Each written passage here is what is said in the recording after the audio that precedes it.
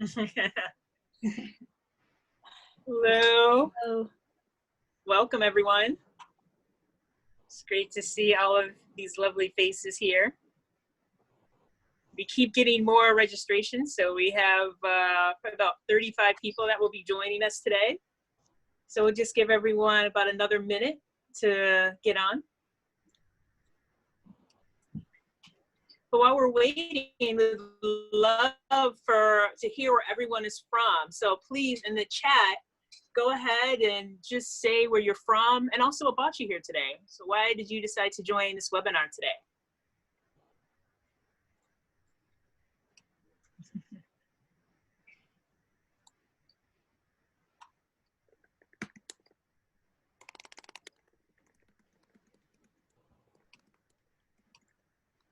Yep. Oh, yeah. Colorado. Go ahead. Oh, yeah. Yes, we have our Colorado people in the house, which is wonderful. Who else do we have on? And where are you guys from? Brooklyn, New Jersey. Okay.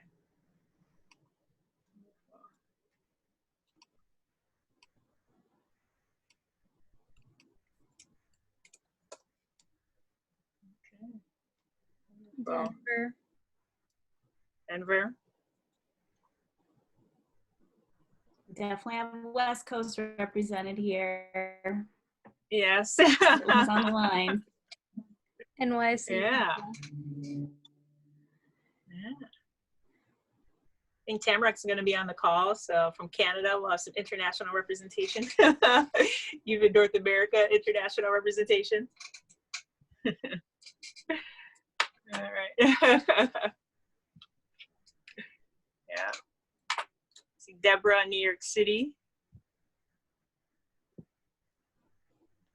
All right, wonderful. We're going to go ahead and get started as people are still logging in.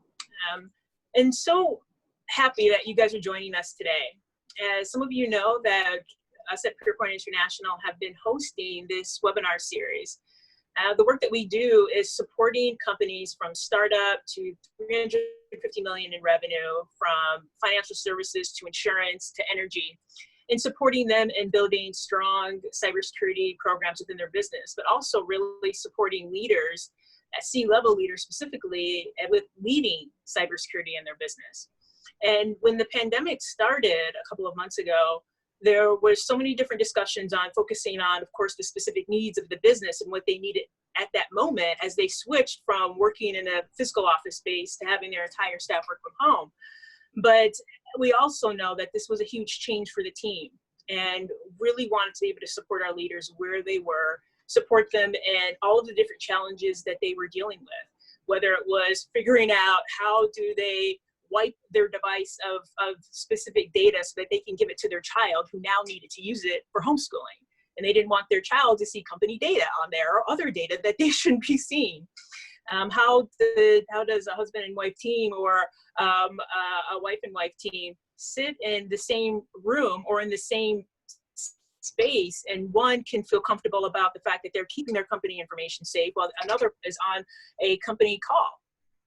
And how do they do this in a way, and how do they do it quickly so that they can keep their cohesiveness within their home environment? And there were so many different questions that we received from moms who needed to download an app for their son's robotics class, that it quickly became clear that for us to be able to best serve the community was to be able to not just think about what does it mean to be safe for businesses right now or for large organizations, but what does it mean to just build and lead a consciously secure life? What does it mean to be safe and secure when we are with our families? How do we live in this new normal? How do companies even think about going back to work and creating safe physical spaces when people don't feel comfortable being there? And so this just really created a whole different conversation and a different level of conversation with those in our community. And we really wanted to focus on what they also most wanted to hear at this time. And so we've developed a Consciously Secure Leader series to do just that.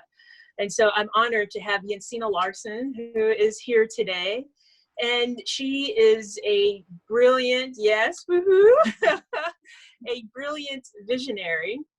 And she has this incredible vision of thinking about how do we connect women worldwide, women that are doing incredible things in their communities and should have their stories uplifted for all of us to hear.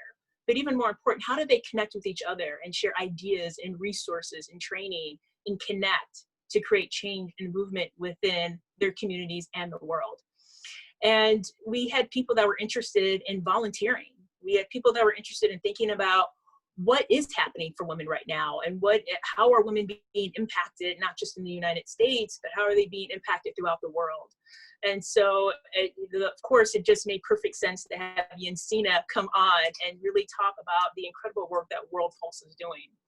I also want to just set a couple of reminders as before we get started and we talk more with Jensine. We have Zoe on the call. Many of you guys know who Zoe is as part of the PurePoint team. And Zoe will be monitoring the chat. If you happen to have any questions, please put them in there. She will make sure that we get those answers, those questions answered. If you need anything else, please just send her a note and she'll be able to support you. I'm also very happy that we have Crizel, who is joining us from World Pulse, as well as Maya. And so these are two additional incredible resources that will be with us on this webinar today. So if you have any questions that you would like to send their way, they will also be very happy to answer any questions you have. So with that, as we get started, as I mentioned, Jensine is this incredible visionary leader and movement builder. And for World Pulse, some of you guys may be very familiar with World Pulse. I am a very proud board member and post about World Pulse on my social media feeds. And I'm always thrilled to see that those are some of the most popular posts that we have. People love hearing about women in the community and reading the stories and hearing what's going on. And World Pulse is a social media platform that supports women in being connected in a safe, digital, supportive online environment. So specifically, World Pulse connects in plus 190 countries to really support lifting and advancing women's movements for greater impact. So that is what you are coming into for this conversation today. So with that, I would love to just hand it over to Jensine to introduce a little bit about herself, anything else that she would love to share, and we'll get started with questions that I have for Jensine. Thanks, Jessica. It's so great to be here. And I have to confess, I have been yearning to have time to be in conversation with you in this moment when the world is turning online and digital security is at the forefront, because you are one of the world's visionaries in my eyes for how we redefine security and make it really true for women.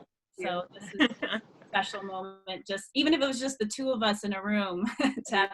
Yes, definitely. And to share it with all of you who have joined is really great, because we all have these concerns and wanting to make a difference right now.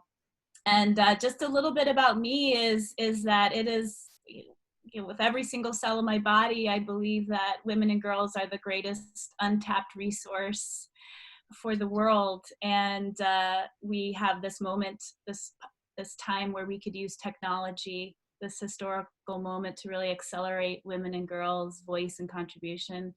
And I have my own obsession with creating the right digital infrastructure that can truly connect women and girls globally and bring them a great global voice. So it's great to be here and share the energy and brain power around the digital table. Yeah, awesome. So honored to have you here. So again, as we get started, any questions that you have, please put them in the chat. We'll have people responding and we'll make sure that we get your questions answered. So right now, Jensine, what is World Pulse hearing from their global network right now about COVID-19 and how it's impacting them?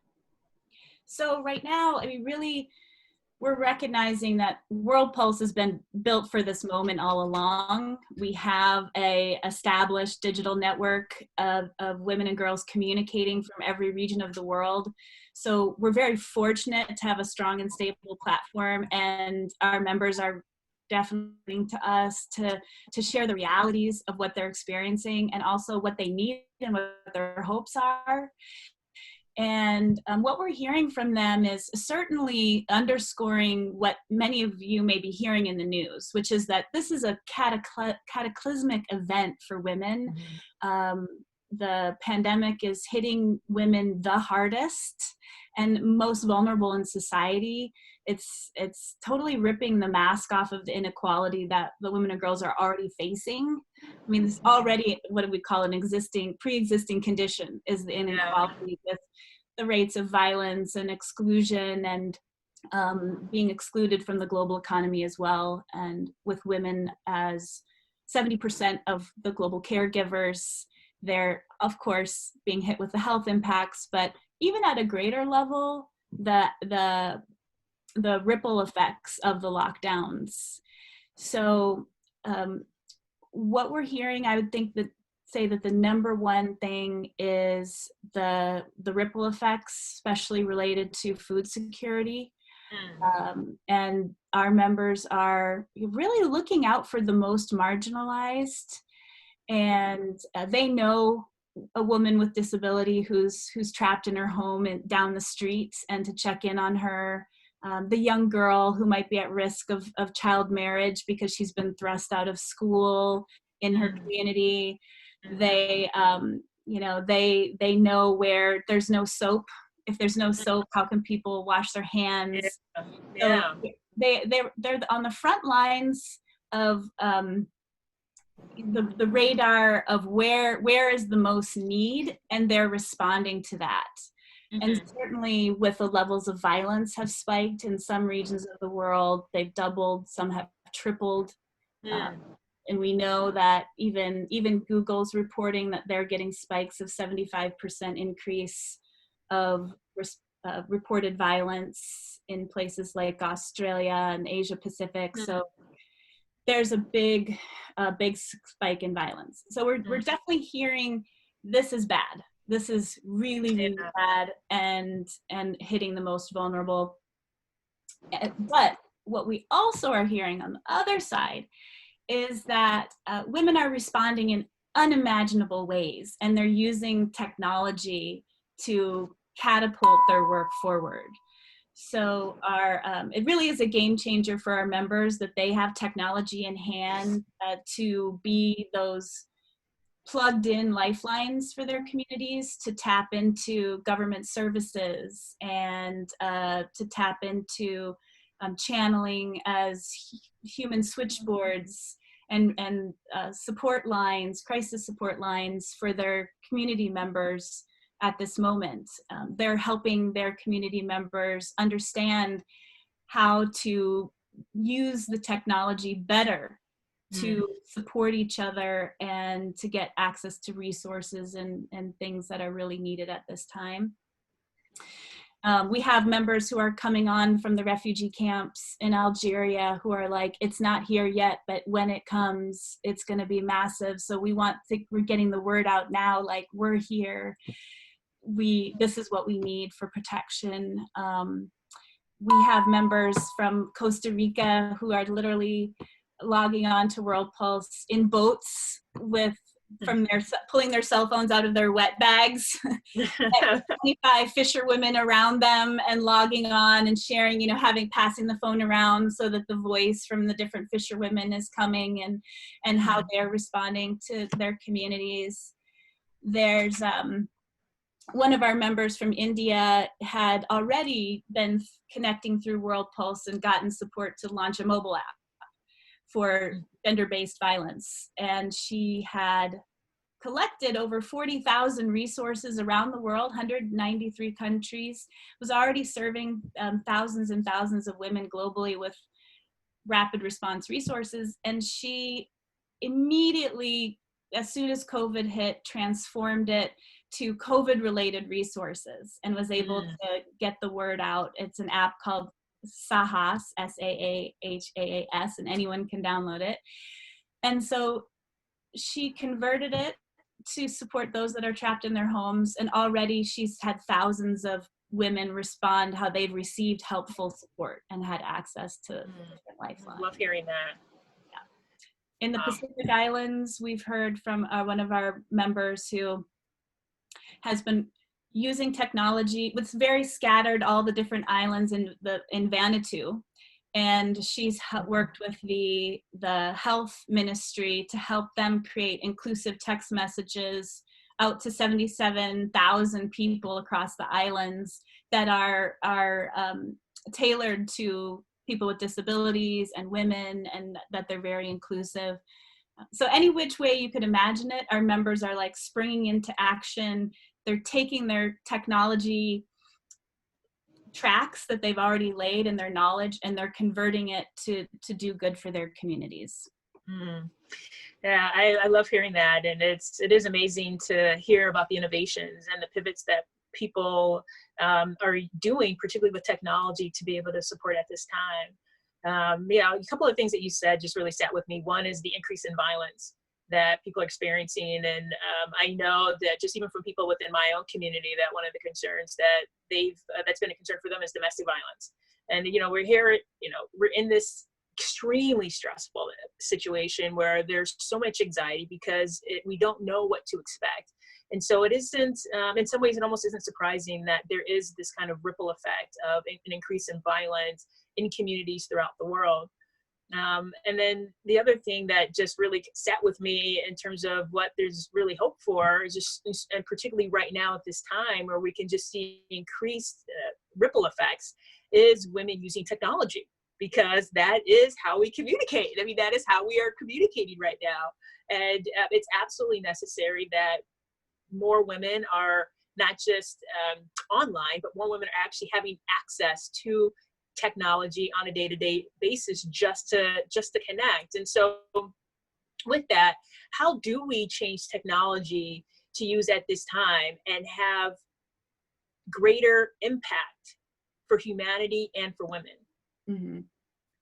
Well, you're asking the ultimate question. I believe that we already know that women are one of the greatest. Investing and supporting women is one of the fastest way we can solve virtually all world problems. So it's an enormous lever and accelerator. And tech is an enormous accelerator. And so we put them together, and I really believe we can supercharge progress to the Sustainable Development Goals and global sustainability in a way never before. So if that's the case, technology has to work for women, and women have to be shaping technology.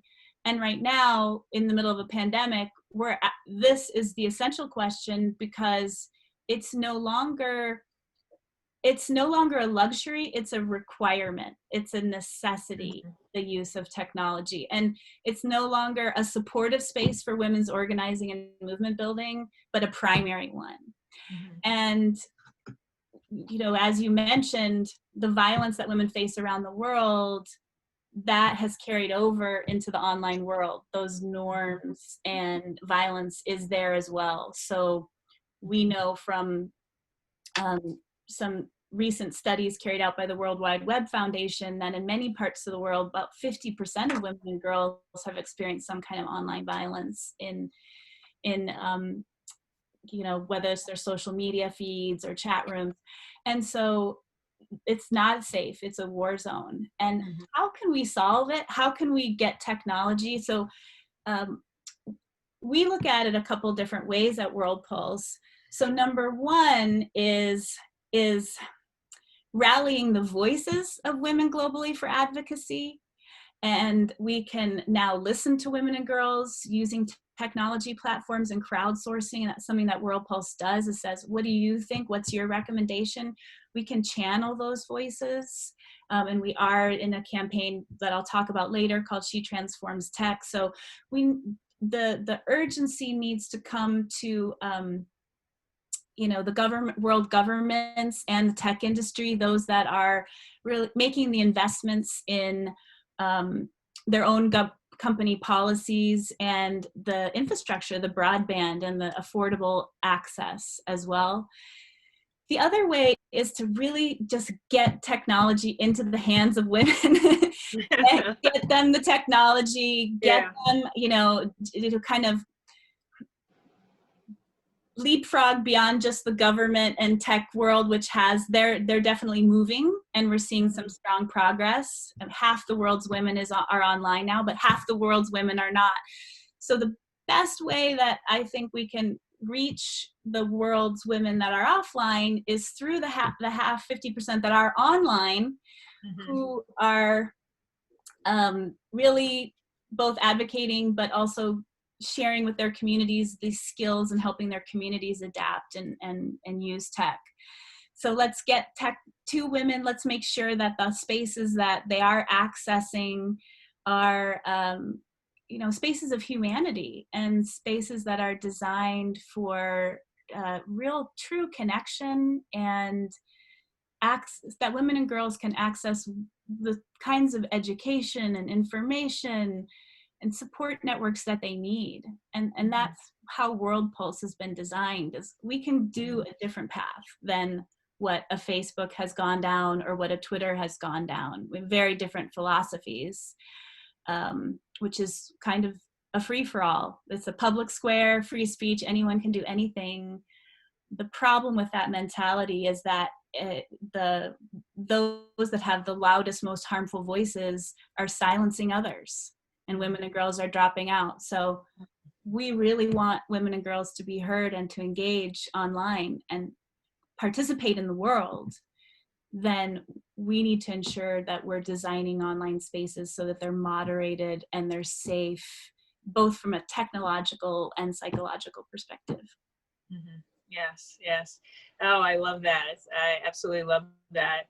You know, I just want to just pause right now. And Zoe and Crizel and Maya, is there anything going on in the chat that we just want to raise up right now? Because I just think that what's being said right now is so powerful, and just how we collectively and from a multi-stakeholder level really have to make sure that we're thinking about how we engage women in technology in the future. Well, so far I see some great already community members of World Pulse, and already active storytellers there, and from around the world. No specific questions yet, but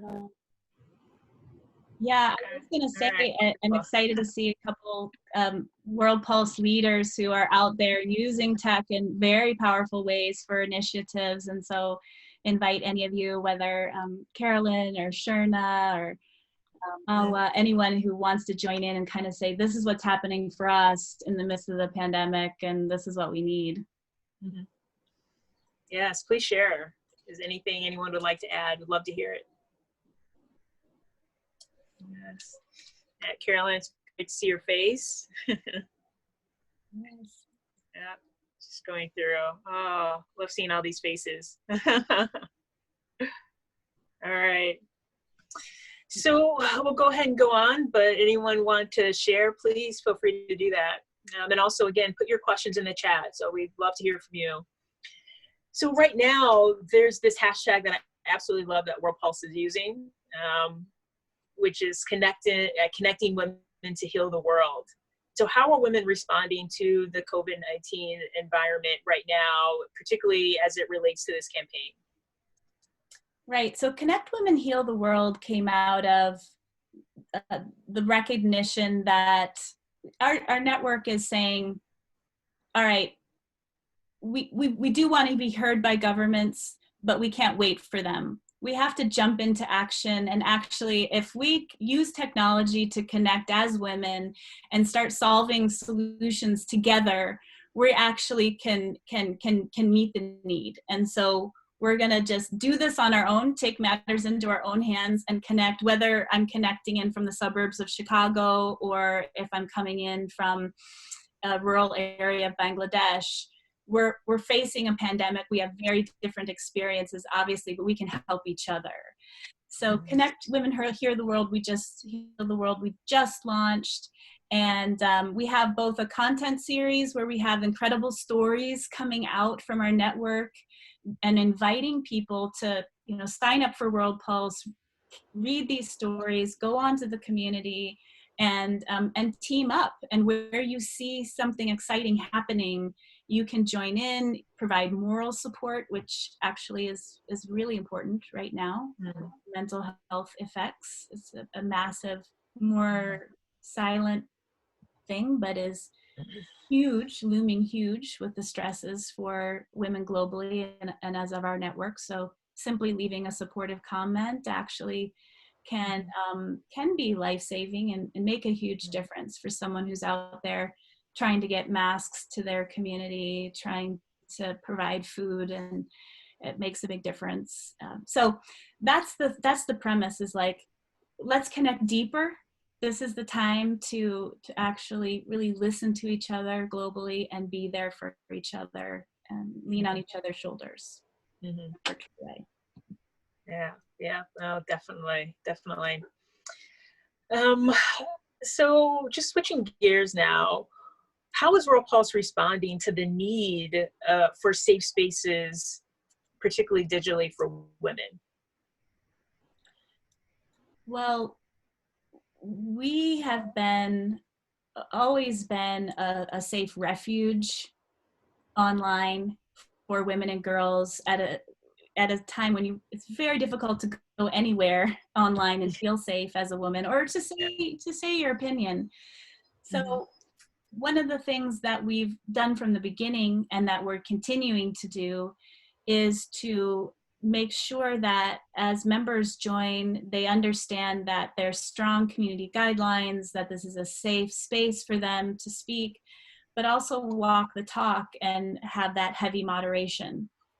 And we definitely will be heavy on blocking if anyone is violating those community policies, or making anyone feel less than, or talking down to someone, or not heard, or being combative and not treating dialogue with dignity, and each member with respect. Everybody has different opinions, but there has to be a safe boundary set around those discussions, and that's something that we do. And our community leaders are, I would call them guardians of that, who have grown up in the World Pulse space, the longtime members, and they're very vigilant and watching out 24 hours a day, and can flag or block if anything's happening, and sometimes take on issues on their own. And so it's a culture that's safe. And that's part of what I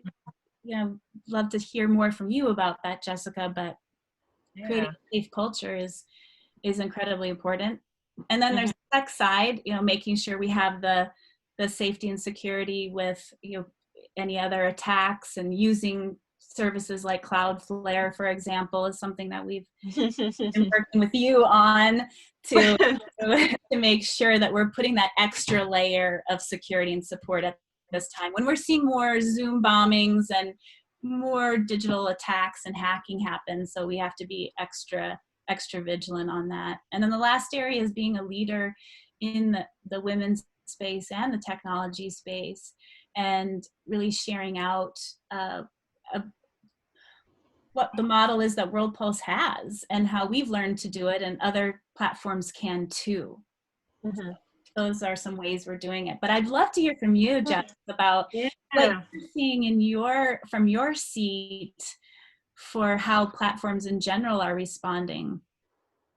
Yeah, it's been an interesting time, and we've had so many different businesses that have been saying, oh, we've been pivoting to be able to support different needs. One of the things that's been clear since the pandemic started is that people have been asking for training.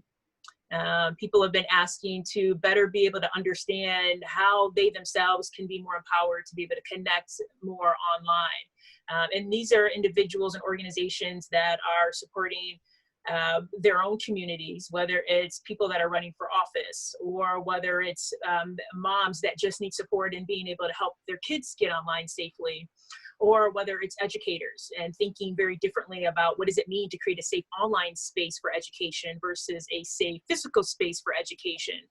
As we know, even in that environment, there's been so much money in the United States specifically around how do we keep schools physically safe, but that same attention has not been made for the online space. And so, the conversations have been really focused around how do we, I think I would say first, a lot of the things that you raised up was around guidelines.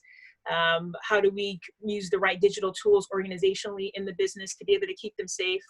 But the other thing is individuals. How are the individuals connecting to the tools themselves? So how are they at home ensuring that they're using a VPN, a virtual private network, in order to connect online and to connect to their Wi-Fi safely? How are they using their own devices? Are they ensuring that their devices, particularly even their work devices, have the right locks and protections on them? Are they ensuring that, because we technically now still live in a society that uses passwords, I do believe that by the end of this decade, we'll be pretty far along from there, where we'll have other alternatives, but right now we're still using them. So how are they updating their passwords on a consistent basis? Or how are they keeping their passwords safe and using password managers? How are they using and adapting to the security settings within the devices and the applications that they have? I mentioned earlier at the beginning of the call that a woman reached out to me because her son needed to download an app to complete a project for his robotics class. Now, the concern with this was that the parents were going to have to disable their security settings just to download the app, just so the child could complete this class. And so, of course, at the end of the day, they didn't disable their security settings. And so the question is, well, how does this child complete this project? Well, we'll just have to figure it out, or maybe the child just doesn't participate in this particular project. But these are the different things that we have to think about, and how do we really communally, in kind of this really shared environment, how do we really ensure that the tools that we're using are safe for everyone, which is really important. And then, of course, different, various concerns, particularly for women, continue to come up around cyberbullying and also cyber revenge porn, which is something that comes up. And so helping women to think about, as they raise their own voice, we had a woman recently who's a leader and was having a article published with the New York Times, and so was really thinking about her own personal safety and security. And so these things just don't go away, and they particularly don't go away quickly for women. And so it's this constant, what I would call training and really perspective on how you are living your life. And I think what's happened specifically over the past 2 months is that we really have to think about how we are living and operating in the world differently. Are we wearing masks when we're going outside? When we, and let's say September and many people go back into the office, how are they going to choose to enter in the office? Are they going to feel comfortable being there? And these are all different things that we have to think about in this new world. And living in New York City, there are a lot of people that just do not want to take the subway. And so how are they going to get to work if that's the case? And so we have to really think differently. And I think that part of that is thinking about how we interact online differently. And for many people that maybe haven't consistently thought about these digital habits and really working them into the DNA of how they actually connect with others, I think that is something that we will definitely see change in the future.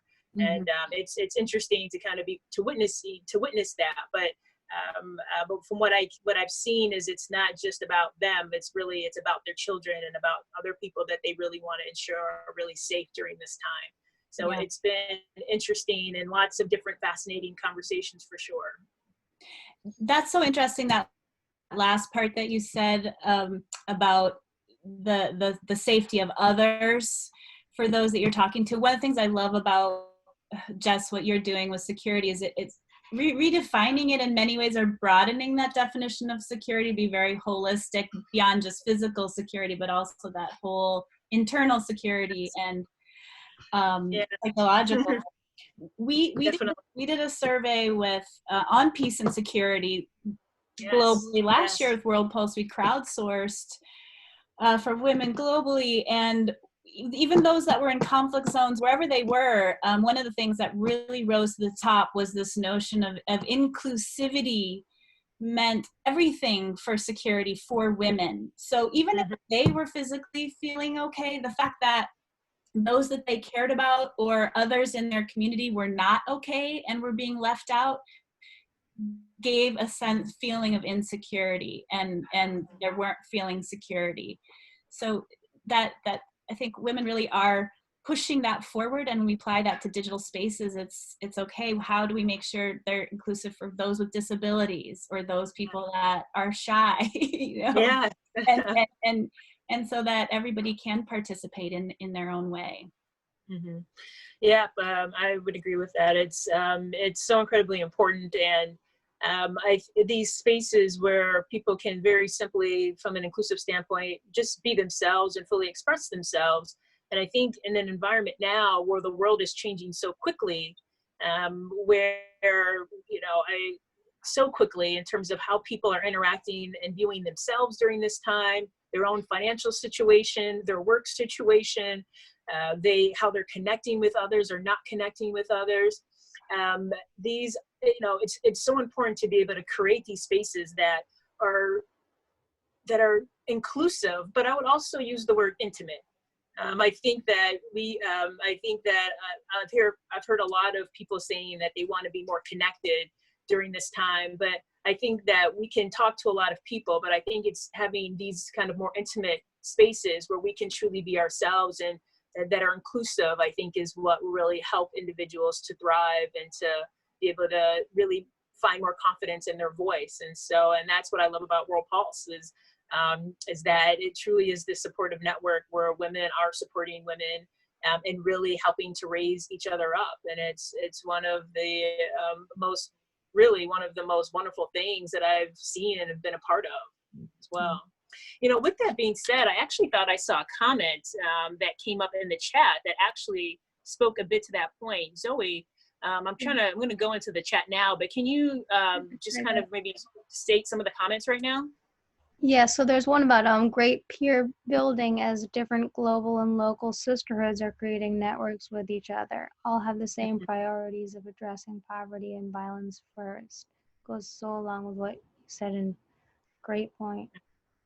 Yeah. Mm-hmm. Right. I think that's another thing that is often overlooked when it comes to security is the mutual aid and the solidarity and support. People often think, okay, let's support women or international development or help women in conflict zones. So there's got to be something delivered to them. The reality is that the strength and power and voice often comes through connection. And so the more that we enable women to link to each other, give them the tools and give them the platforms to do that, they're going to come up with their own solutions better than in isolation, and they're going to start to move together.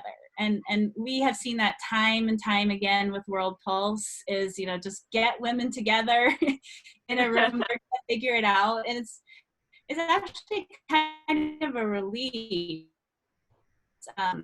We don't have to solve the problems of the world, but actually enable them to connect to each other, to speak out, to mobilize together, and they're going to be on the leading edge. And that's an important lesson for the world right now, when everybody's like, how do we move to a new era post-pandemic that is truly resilient and that truly is going to support human well-being?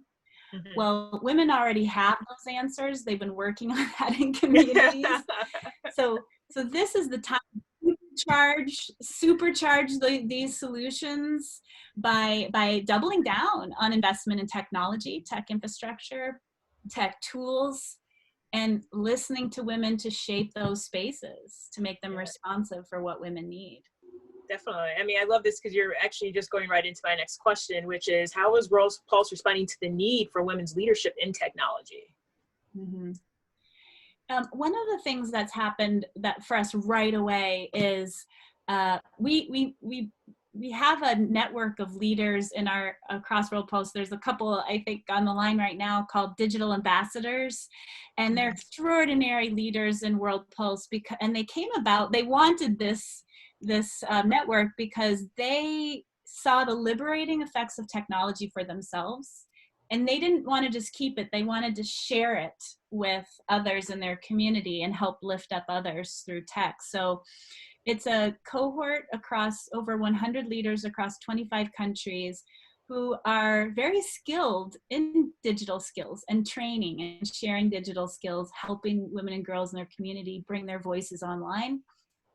And so where they've actually done in-person gatherings for tens of thousands of women and girls over the last year, once the pandemic hit, they immediately started mobilizing even more online, meeting together, providing moral support, sharing tips and tools for how they could respond to their communities, but also, sharing now digital facilitation skills to their community members that they had brought online and activating those online networks in a deeper way. So we're moving with the times. The leaders are taking what they know about tech and using it to lift up their communities. That's one way.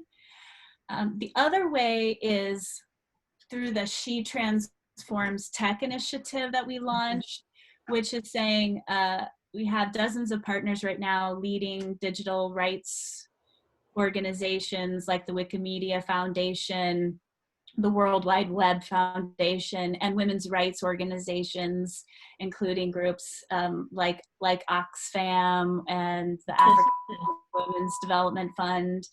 And we're all coming together to crowdsource from women what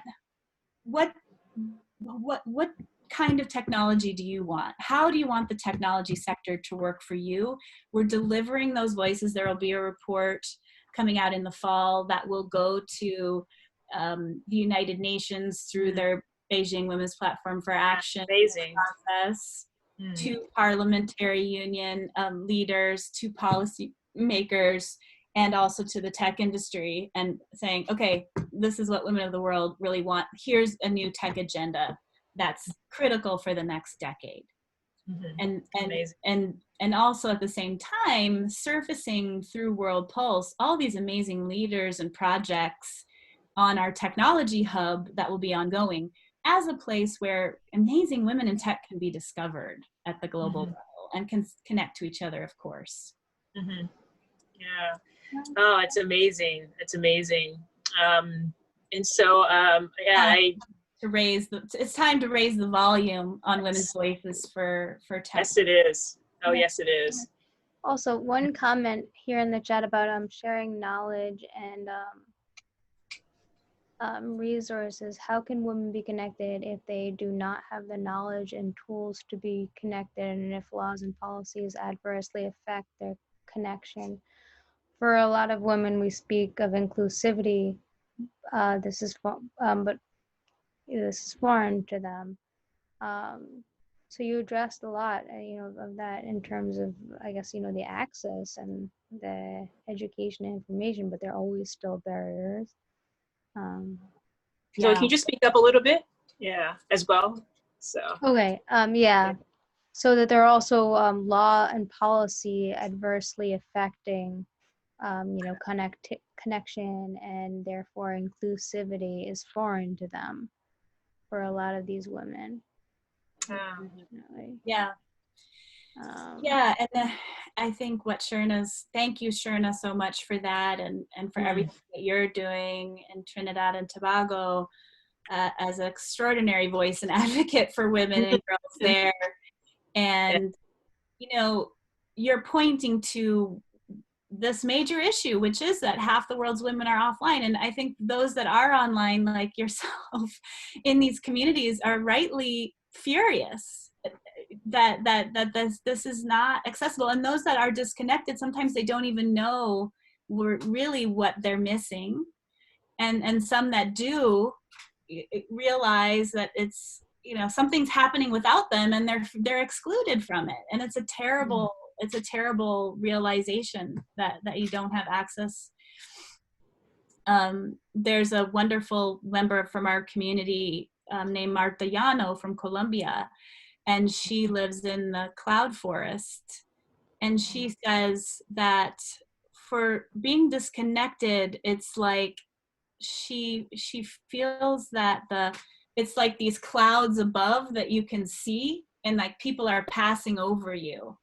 but you can't reach it, but you can feel that sense of exclusion. And she talks constantly about, we need to connect the clouds to the roots, to the people that are at the grassroots. And that's a solution for humanity.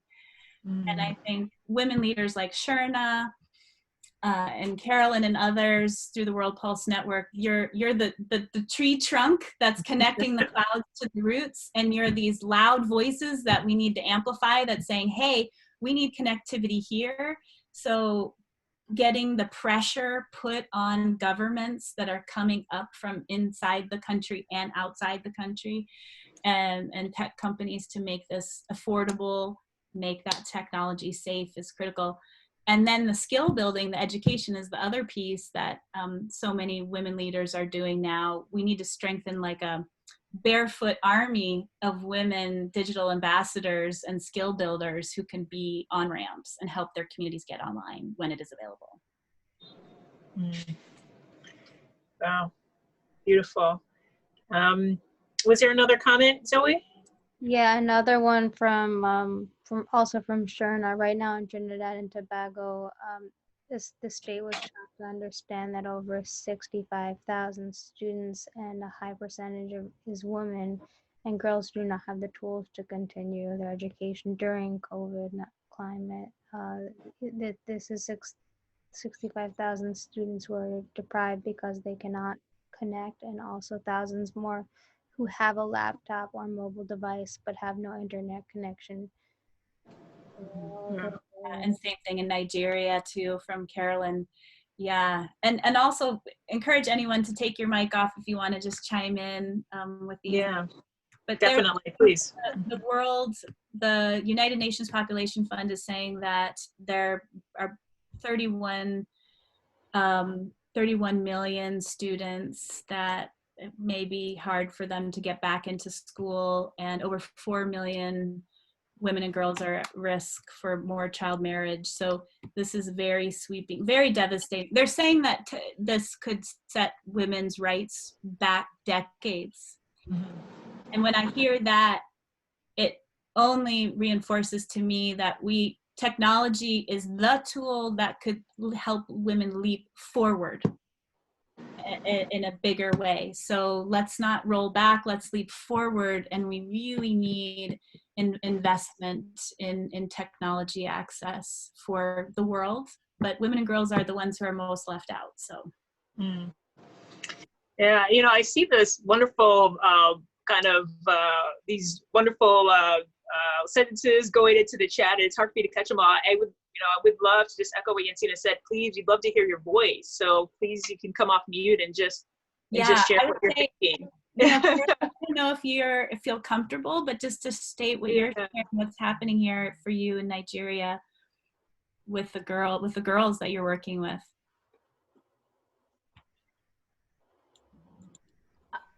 Yeah. Hello. Hello. Hi, this is Caroline from Nigeria. Sorry, my sound may be a bit bad. We hear you. My network is really crazy. I have to a bit again to align to what you've been saying, Jensine, about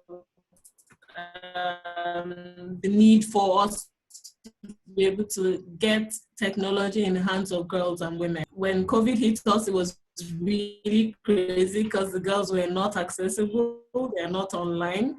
They're secondary school girls, they don't have phones of their own. But we tried to get them into a WhatsApp group. Some of them struggled to connect with their mom's phones, their siblings' phones.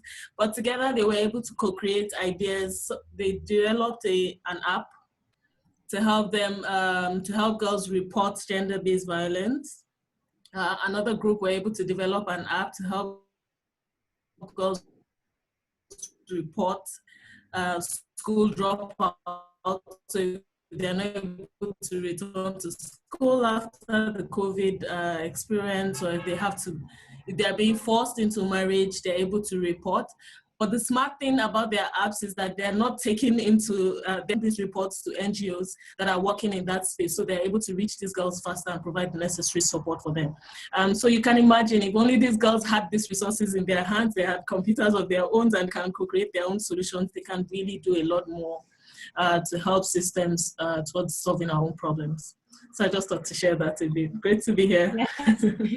Thank you, Carolyn. And just, honoring everything that you're doing. I know you're a human switchboard helping your community adapt to technology and the extra burdens that are on you, at this time.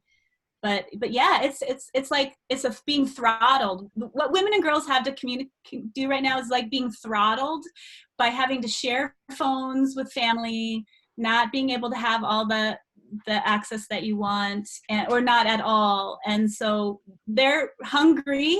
They're this untapped energy to we want to lead forward. We want to make progress. We want to support each other, and that can all be unleashed with greater access. So we take this lesson. This is, when humanity is on the brink of extinction here, this 10-year window is so important. And this pandemic can be the lesson for us to change our ways and make sure there's strong infrastructure, communication, and digital infrastructure for women and girls globally.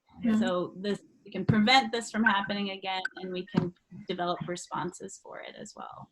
True. I'm wondering if I might say something. Please. Thank you. So my name is Claudia LaRue, and I am a delegate to the United Nations, and I've been hearing with great interest. Just today, I was listening to a webcast held by people in Yemen, young people and young women in Yemen, which, as you know, is going through the greatest humanitarian tragedy in the world right now. Yes. And only 29% of the youth in Yemen have internet access.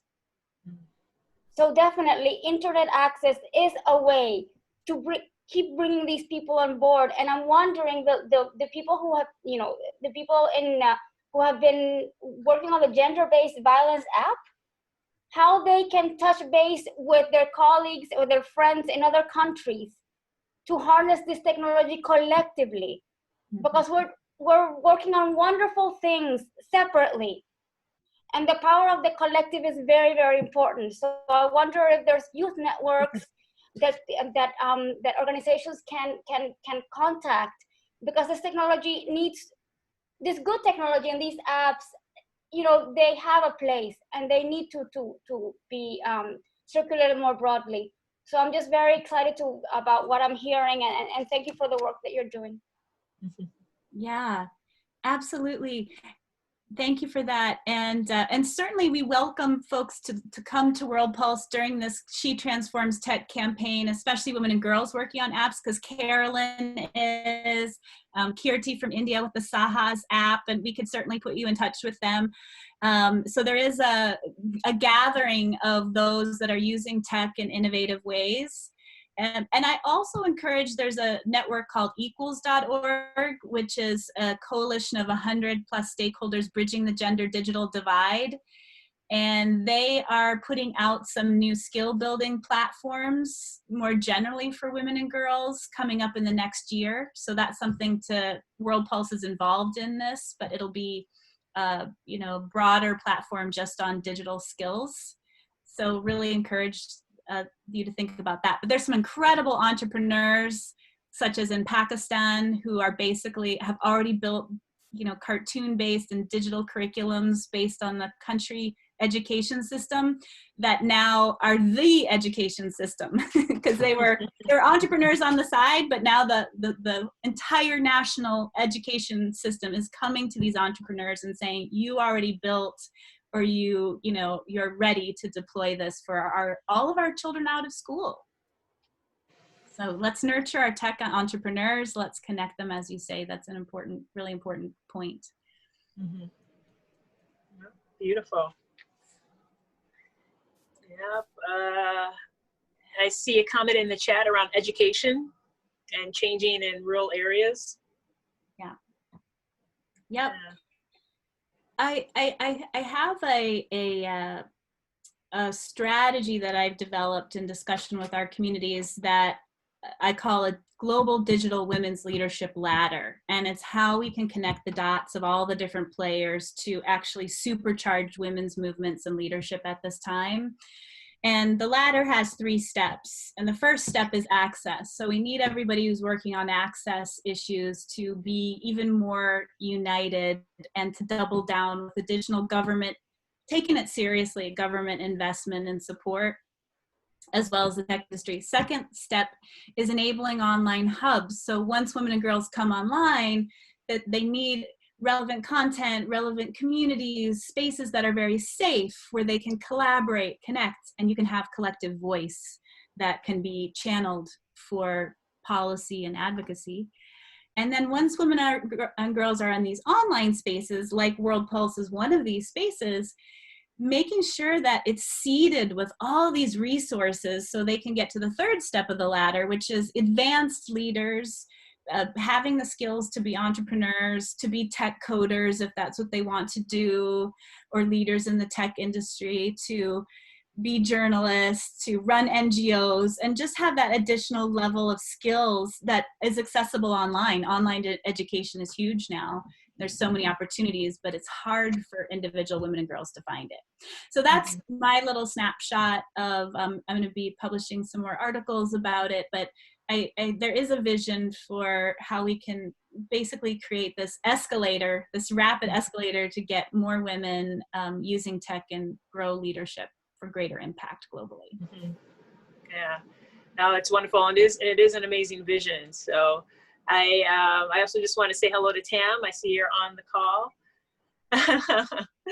So, we have 2 minutes left, Jensine, and just to close it out, for the people that are on the call today, if they want to give to World Pulse or support organizations that are making an impact right now, particularly they want to impact women that are doing incredible things, how can they support women, and how can they support World Pulse specifically? Yeah, I'll ask that question first.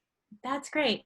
Well, in terms of investment, financial investment, number one, I'll say 1% of women's rights organizations get international development. So that's a tragedy. So making an investment full stop in women and girls is huge. But why I think making an investment in also women in tech and platforms like World Pulse are even more of a turbo boost is because these kind of platforms and World Pulse can lift many, give voice to many at the same time. You can invest in one program or one organization, or you can invest in a global networking community that can provide women and girls the tools and the space to create their own solutions. Whether it's $5, whether it's 100, whether it's 5,000, there really is an exponential ROI.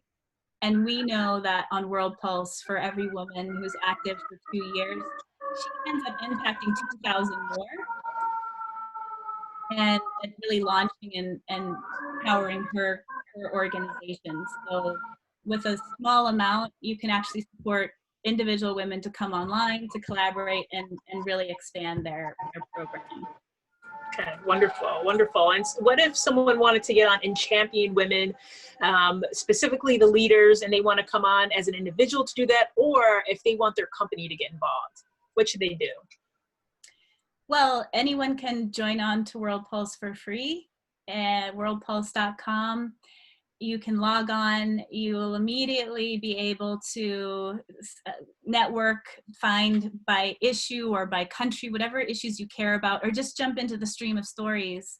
Find those leaders that inspire you and you want to have a deeper connection to, and just simply start leaving a comment, or maybe there's a connection you have for them or a way that you could support their work.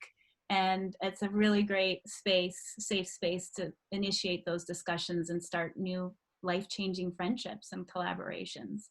If you're a company, you could get in touch with World Pulse at info@worldpulse.com. And we do work with companies for micro-volunteering for employees.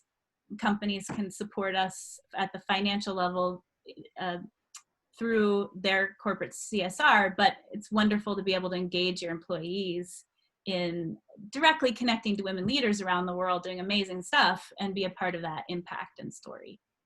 Okay, all right, wonderful. Well, fantastic. I'm just always amazed at when we sit down and have these conversations, just not only how this organization continues to be, but the consistent impact, and also just particularly not just the collective impact, but the impact on individuals and the lives of individuals, of women globally, as they're connecting to women within their communities locally, or as they connect with women around the world. And just the importance that technology continues to play in this, and raising and supporting and the lifting of women's voices. And, you know, it was just such an honor to share this space with you today, Jensine. So thank you so much for coming on and sharing your vision and your thoughts and everything that World Pulse is doing to impact COVID-19 in this pandemic. So thank you so much. So I am, just continue to be floored. I also want to thank Zoe for your partnership. Thank you for your support today. As well as Crizel and Maya, thank you for being here. And I also just want to acknowledge that there are other, we've heard from voices that are part of women that are part of the World Pulse community. Some of them spoke, some of them chatted in. We also have other women that are on the call that are that are on the board of World Pulse, and I just wanted to also acknowledge them and the fact that they're here today as well. And so with that, I just want to close out and just say, have an amazing rest of the day. Jensine, I just want to give you the last word. Maybe leave the listeners here with a thought about maybe what you would want them to just think about as they walk away from this conversation today. Yeah, well, to sum it all up, I believe that connecting women through technology is the key for a healthy post-pandemic future, and that each of us can play a role in that. And part of it is claiming technology as our own and seeing our own power and voice in how we use tech, and using it for good. And each of us can do that every day with every moment we're using our phone and how we're interacting. So we welcome all to be a part of World Pulse, and in your own way, how you're moving the world forward with your voice and your solutions. Okay, wonderful. Thank you so much. All right, wonderful. Love seeing all of these messages coming in the chat. Looking forward to seeing them. Great to see you all. Thank you. Yes. Thanks for coming in today and joining us. Have a safe rest of the day. Thanks, Carolyn. So great to hear from you today. Yeah, wonderful.